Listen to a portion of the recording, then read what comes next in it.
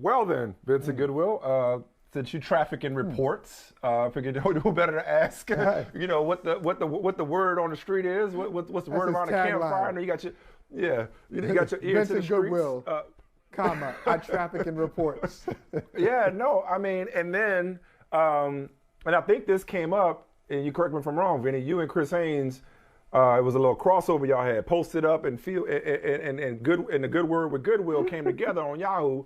And Chris talked about how executives around the league are suspicious of tampering or collusion or whatever you want to call it between Michael Rubin in Philadelphia and James Harden. So we talked about this a couple of days ago about there being so much smoke, or all the smoke, if you will. Is there fire here?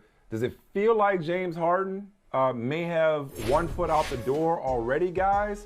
Or is this contingent upon how the rest of this season plays out with Kevin Durant coming back and Kyrie playing part-time? I don't think a decision has been made yet. I think that would be premature of anybody to say. But do I think that James Harden is setting things up so that he has options in the offseason? Absolutely. Like, you think about it, most of the top players, aside from Stephen Curry, has been a real free agent before, an unrestricted free agent with all his options in front of him. James Harden has not had that experience. So everything has basically been, although you have some agency in it, when you sign extensions and everything else, he's never been a forced trades. Exactly, a forced trade. He's never been a full-fledged free agent. And when you look at all the chaos in Brooklyn, with Kyrie Irving being Kyrie Irving and Kevin Durant, having to manage Kevin Durant. You have to manage his health, and add to the fact that you have an inexperienced coach and Steve Nash. Yeah, playing with Joel Embiid looks pretty nice. Playing for Daryl Morey, who he had his most success for individually, looks nice. And when you're talking about a player who doesn't have an agent, this is the key thing, guys. James Harden does not have an agent. Your agent operates as proxy for you. So in terms of having these, clandestine discussions with other teams and ownership and everything else, which your agent is able to have, there's nothing against that. He's not able to have someone speak for him. So if he is talking to Michael Rubin, the minority owner of the Philadelphia 76ers, he feels more likely that it's him as opposed to someone speaking for him, which is why something like this can get out. And of course, people are going to cry foul because not only is it the Philadelphia 76ers, but it's Daryl Morey. How much money has Daryl Morey cost the league with the China fiasco, where he has not actually been held accountable publicly or privately, but teams have been held accountable because they've lost a lot of international money. So they don't want to see Daryl Morey winning again, and they do not want to see the chance of real free agency being circumvented by a situation like this. Do I believe that there's a possibility James Harden winds up in Philly? Absolutely. I'm giggling. You know why I'm giggling? I'm giggling. I'm sorry, Vinny. I wasn't laughing at you. That was all great insight. I'm laughing I know you're laughing at. I know what you're laughing at. You're laughing at Mike. You're laughing at Howard. It looked like he was stifling laughter himself. I know Michael well. It looked like he wanted to start laughing, but was kind of like. Yeah. Okay. Exactly. Okay. Exactly. Go ahead. Go ahead. Because you've been wanting to give me this smoke. Hey. Okay, fine. No, you've been wanting to give me this smoke for 2 days. Go ahead. Vinny, you mentioned Michael Rubin. I don't want to hear from Michael Rubin. I want to hear from Michael Smith, because Michael Smith loves the Brooklyn Nets. Oh, he loves the assemblage of talent. Michael Smith loves telling you about, hey, wait till they all get together. Michael Smith can tell you about Kevin Durant's shoe size. And if it hadn't been for his shoe size, they would have won a championship. So, Michael, how's it going, buddy? How's it going? I never thought it would end like this. James Harden asking out for the second time in 3 years. Oh, okay. It's over. It's over. Yeah. Because if he's asking out, if he's thinking out and trying to, and I like the little games he's trying to play with the media. What report? What? Yeah. What? No, James. Are you happy here? Do you want to be traded? He danced around that one. Mike, are you very confident that the Brooklyn Nets are gonna, win that championship and show everybody how great it is to have James and Kyrie and KD? How you feeling? Vinny, speaking of Daryl Morey, there was a report from Woj. I mean, what you want me to say? What you want me to say? What you want me to say? Okay, that they'll turn around. I want you to say it's early, and they'll figure it out. Like all great athletes, no, I'm not gonna say they figure that. out their roles, Vinny, and then they say, okay, we can do this. Okay, so you know what? Don't be using my words against me because a lot's changed since then. Vinny, I'm gonna tell you what I said to Michael the other day. I said when Kyrie said he was like a tree planted by the water and he will not be moved even for basketball to take a shot. I said he was rooted. I'm resigned, and I am resigned that the Brooklyn Nets will go down as one of the biggest what ifs in recent sports and definitely NBA history. Not recent. Ever. All time. Forever, right. Forever. Yes. When you couple the injuries in the playoffs last year, and yes, Michael, when you couple how close they came, the Kevin Durant two-pointer that should have been a three to knocking off the eventual champions, and now you go into it with Kevin Durant hurt again and a part-time Kyrie Irving with no resolution in sight. Yeah, Vinny, Michael got jokes, but the truth is I can't argue with what's happening right now. It looks like this is just not meant to be for Brooklyn. Yeah, and I'm going to fall on the sword too because I believe that the Brooklyn Nets, when it's the preseason predictions and everything else, I thought the Brooklyn Nets were going to win the championship too. Like, who thought James Harden, would look like a shell of himself? Like, we can have all this talk about James Harden being a free agent and all that is well and good, but he is not the same MVP player that he was in his years in Houston or even last year before he hurt his hamstring. He does not look fully recovered from that. And I think Kevin Durant, when he comes back, y'all, he's going to be Kevin Durant. He's going to be the best player in basketball, if not, 1 or 1A. But I don't think that's going to be enough if you have a Kyrie Irving who may or may not be playing, depending on whether the game is in New York or whether it's somewhere else. And you have an inexperienced coach in Steve Nash that you can't trust to be able to figure these things out on the fly. So, yeah, when you think about, biggest flops, you're thinking about that Laker team that had Dwight Howard and Pau Gasol and Steve Nash and Kobe Bryant, and you were thinking, man, I got my mouth watered for some hash, i.e. Lakers and LeBron Miami Heat in the finals, and we ain't getting no hash. It wasn't even a swallow. It wasn't even a swallow of orange juice left in there. You know what I mean? So I think that the Brooklyn Nets right now look like a team that will get out of the first round of the playoffs and bow out. And I will tell you this, if Kevin Durant's foot doesn't, step behind the line, step in front of the line, I don't think they win the NBA title last year. I think they may get to the finals, but James Harden's hamstring doesn't look right this year. What was it going to look like last year? So, and not to mention Phoenix. Phoenix is a very worthy runner-up. Phoenix would have probably run him off the court if they would have got past Atlanta. But going back to that report I was mentioning, so apparently the Kings, this is Woj, one of the most aggressive teams in the market and once an eager suitor for Ben Simmons, have ended pursuit of a deal with the 76ers and turned elsewhere in trade talks. What does that mean for Ben Simmons' present vis-a-vis the deadline and future? He's obviously would be the primary chip in any opt-in and trade or sign-in trade involving James Harden, who we just now discussed. But what does this development mean? I don't think he goes anywhere. Like, I think it's a travesty that someone like Ben Simmons winds up not playing this year. But I do think it's a little odd that maybe Ben Simmons isn't pushing to play.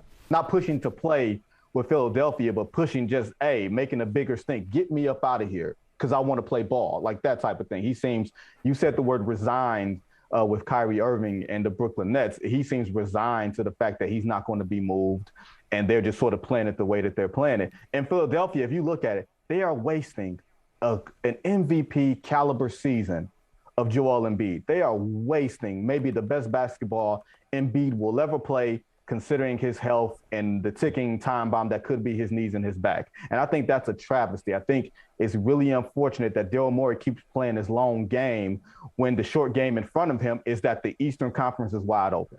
Like, the Milwaukee Bucks are the champs in all respect due to the champs, and I think they wind up getting back to the finals.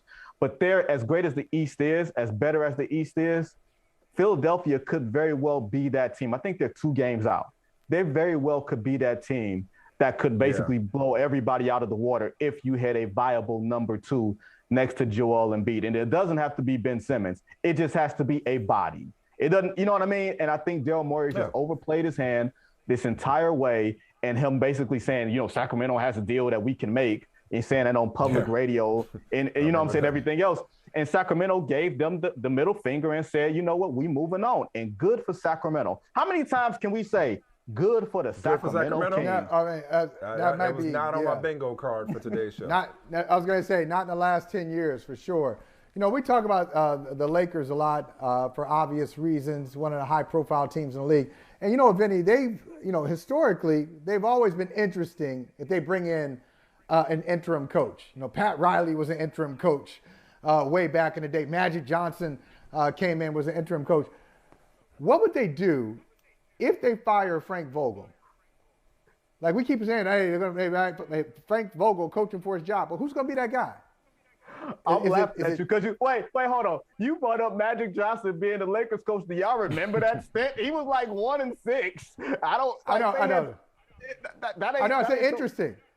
I didn't say definitely the answer. I said always big names, interesting people, you know. But would it just be one of Vogel's assistants, or do you think they would look outside the organization or go back to the old standby? You know, so one of these Laker greats, shuttle him in and let him coach the team for a little bit.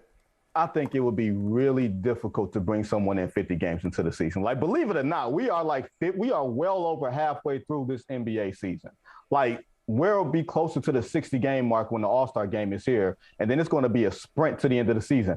I think that's really difficult to bring someone from the outside in. And there is no coach that's just sitting out there. Usually there's a Phil Jackson who's on a sabbatical, or someone of that ilk that's just sort of sitting in the shadows. It's like, you know what, the next best job, I'm going to take it. There's nobody, in my opinion, that's out there like that with that type of cachet. So, you know, to borrow from Chris Haynes, my buddy at Yahoo, Chris said that they were going to go with Phil Handy and not David Fizdale, who was one of LeBron's, favorite coaches back in Miami. So if you go with Phil Handy, or you go with anybody else, you're keeping it in-house and you're trying to make the best of the situation. I don't think the coaching issue is an issue. I just think that there's bad personnel and there's a whole bunch of questions and not a whole lot of answers if Anthony Davis is not going to be the best player, or at least in the conversation of the best player in basketball. If he's playing secondary role to LeBron James, this team is once again, like the Brooklyn Nets, a team that maybe gets out of the first round, if at all. He looked pretty good last night in that loss. He looked pretty good last night in that loss to the Sixers. But I'm glad you brought up the Lakers, Michael, because I want to talk about a specific situation that we witnessed, an unfortunate situation that we witnessed last night with regard to Carmelo Anthony's interaction with some courtside fans.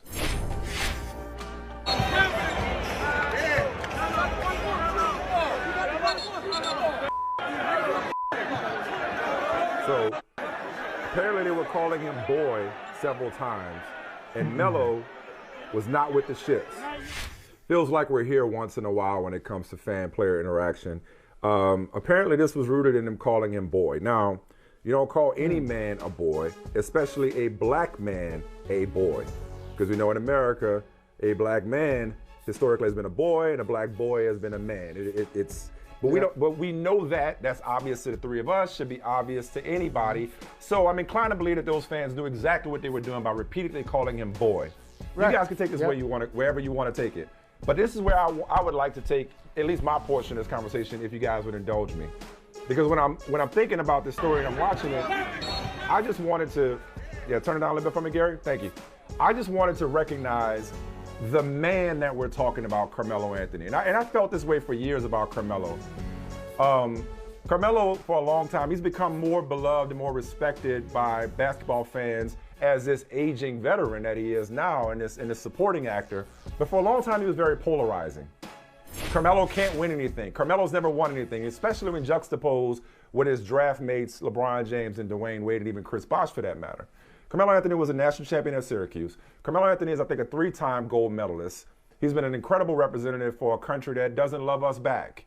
And I say that part in particular because I remember when Carmelo Anthony was at the forefront of using his voice and his platform to bring about awareness to the plight of black people in this country before it was trendy. And I also remember Carmelo Anthony being a businessman and a mogul and having diverse interests outside of basketball before that was trendy. And then it was only a couple of years ago where Carmelo was unemployed for a hot second, and then came back and resurrected his career and reinvented himself with Portland and Los Angeles. I'll stop talking, but I just wanted to recognize this guy's 9th all-time in NBA scoring. The player and the man that he's been off the court, the leader that he's been, the representative that he's been for this country, and he deserves all the respect in the world. And that's all I want to really say about that, to tell you the truth. Like, these idiots, they should never set foot in an arena again. But this is an opportunity for me to give Carmelo Anthony his flowers on this Friday, Vinny. I'll tell you a personal story. And it's not Carmelo. I'll tell you a fan interaction story.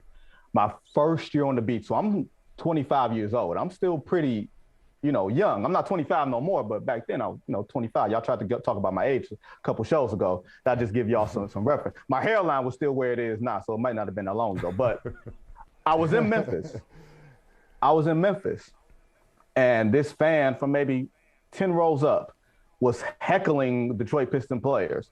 He was telling them how much they sucked and everything else. And it was reasonably funny, but you could sort of see it trending in a direction. You remember that Price is Right game, that Yodel-Hoo game where you just going up, up, up, and then you go down the cliff? It was like that. And then he said, boy, to one of the players. And at that point, my 25-year-old self turned around and someone grabbed my shoulder. Like it might have been the beat writer for the Detroit Free Press, Vince Ellis, who was sitting next to me. He grabbed my shoulder as I turned around because he knew I had just got beat red. I looked up at the guy and he had on overalls and nothing else. So that almost made me laugh. He literally just had on overalls. And I looked at him and said, that's enough. And that was the end of it. Like at some point, uniform, jersey, occupation, don't care. Human being, black man, I will go up in those stands and knock you the hell out. You ain't even have to be talking to me. Like, that's where all of us feel that trigger from that respect, because we've all felt like, okay, if you can say that to him, you can say that to me. Or if you're saying that to him, you are thinking that about me. That's a trigger for me. And I'm sure it's a trigger, for both of y'all, the basic tenet of human respect. And it's unfortunate that it has to come to that. It's unfortunate that it has to come to boy, because there's a lot of other things that you can say, that people say, that is tinged with boy, but we just can't act on it. But we can act on boy. I will knock you the hell out on boy. Yeah, and the thing, and that's what Carmelo was talking about. Look, this is a guy, and Mike, I like what you said about, his career and his history, his journey. I mean, he's played in New York. So playing in New York, being in the same division as Philly, being in the same division as Boston. I mean, he's from Baltimore, D.C. So he's heard a lot. He's played in some of these markets where the fans are known for being a little raunchy. So don't forget, that's Holly. not it, right? Holly, don't forget, this is the guy that went to the bus when he and Kevin Garnett had some words. Remember that a few years ago? He was going to the bus. That wasn't no fan. That was a 7-foot dude, and he wanted hands. I tell you. Let me tell you. Hands. I was right there. That's why I've seen him in action. I'm glad you brought that up, because I was working on a book at the time. So I'm walking down with Doc Rivers, Madison Square Garden. That old that concourse, just walking down where they put the buses, park the buses, and we just hear this commotion. And Doc goes up, and Melo is outside the bus. He's outside the bus. MSG security is there. My man is ready to step on the bus. He's like, and Doc is like, oh, come on, Melo. That's not you, man. And he's like, look, Doc, that was disrespectful. Yes, it is me. I'm going to get him. So they got him. Doc was able to, put that, put that hand on the chest, like, come on, man, come on, like calm him down. They got him away. But the funnier part, the postscript to the story, now Garnett was on the bus. KG wasn't saying nothing. Then when the bus takes off, KG's like, I wish he would have come up on the bus. Like, no, Kevin. Man. No, you ain't want it. You ain't want it. You ain't want that. Tell that bus driver to turn that thing around. Tell that bus driver to turn that thing around. Let's see what that thing be thinking. Right. But truth of the matter is, man, is like, could he have navigated his career just in the macro? Could he have navigated his career maybe differently when it came to trades or, extensions or whatever? Sure. That dude was a winner in life and on the court. So it's like the boy part is no place for that. But Carmelo Anthony, bro, I don't think that dude has got enough credit for what he has done in this game and what he has accomplished in life. Just given how so much of the focus has been on, like I said, LeBron and Wade or whatever. So anyway, good conversation, fellas. Good to see you, Vinny. We appreciate you, bro. Thank you. All right, Vinny. Blame Detroit for not drafting him.